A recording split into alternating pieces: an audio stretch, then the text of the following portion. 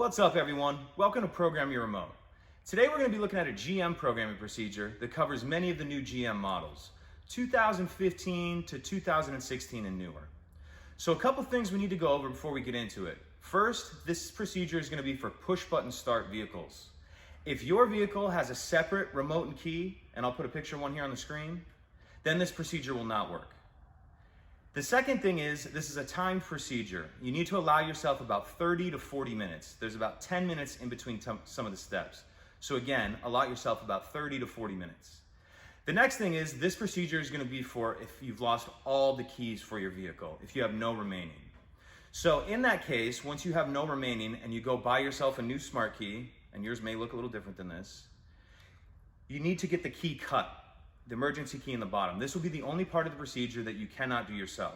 So in order to start the procedure rather, we need to have our smart key unprogrammed with the key cut. So once we get to that point, let's go ahead and jump into it. So now we're looking at the driver's door. Some vehicles may have an exposed key cylinder where you can actually see the slot where the key will go right in. But on some vehicles, you're going to have the key cylinder cap, such as this. So we need to remove that. How we're going to do that is, if you look under here and you see this slot right there, we're going to take the emergency key that again's already been cut, and you're just going to lift the door handle slightly, put that key up in the slot, and just wiggle it. Yours may come off there a little harder if it's never been off. So once we have that off, now we have our key cylinder exposed.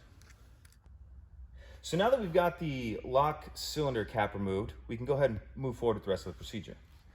So as I was saying earlier, this is a timed procedure. We're gonna need 10 minutes for this first step. So get yourself something to time yourself with. I'm gonna use a phone here. Just have that handy. I'm gonna open the door so it's a little easier to get in and out. We're gonna take our cut key, put it in the door lock cylinder, and we're gonna be turning it to the left 5 times. And after that 5th time, we're going to see a message on the dash, and that's when we're going to start our timer. 1, 2, 3, 4, 5. Take a look at the dash. You see the message there, remote learning pending, please wait. And as you can see, I've started my timer. It takes 10 minutes for this step, so I'll check back in when we get close to that 10 minutes. So now we've hit our 10-minute mark. If your dash isn't lit up, you can go ahead and close, open the door. Now you're gonna see the message here. Press engine start button to learn. So we're gonna go ahead and press the start button. And now we need to reset our timer for another 10 minutes. And we'll check back in when we get close to time. So now we've hit our 10-minute mark for the second time, and we're gonna repeat the previous step exactly. I'm gonna close and open this door just to get the light on the dash. And you'll see the message on there again. So we'll go ahead and press the start button. And then we're going to reset our timer. And we'll see you in 10 minutes. So now we've reached our 3rd and final 10-minute mark. So we're gonna go ahead and close and open the door just to light up the dash. And we're gonna go ahead and press the stop start button. Now you may or not be able to see there, it says ready for remote 1.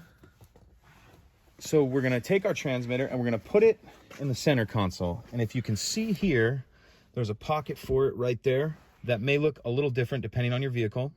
So we want to put the transmitter in that pocket with the buttons facing the rear. So we have that in there. Now we're going to go ahead and press the stop start button again. Now we're going to remove the transmitter from the pocket and press either the lock or unlock button. And now we're going to hold down the start button for 12 seconds to exit programming mode. 1, 2, 3, 4, 5, 6, 7, 8, 9, 10, 11, 12. So now let's test the remote. That's a working remote. So we just finished up with the procedure. There was quite a few steps there. If you guys have any questions or anything, let me know in the comment section below.